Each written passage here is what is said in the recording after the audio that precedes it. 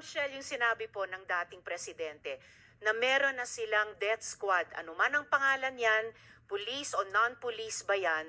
Kasi it looks like what we are investigating now, yung ginamit na instrumento para sa war on drugs na nagbunga ng napakaraming extrajudicial killings. You are For the record, Mr. correct, ma'am. Chair. Tama Thank you, ka talaga. Mr. Chair. Tama ka talaga. So, ganito na lang.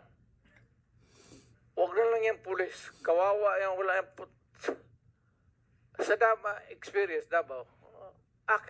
Ako. Imbestigahan ninyo ako. Set a date for an investigation para sa akin. Ako ang imbestigahan ninyo. At kunin ninyo yung record sa Davao yung namatay. At sabihin ko sa inyo kung wala akong taguin.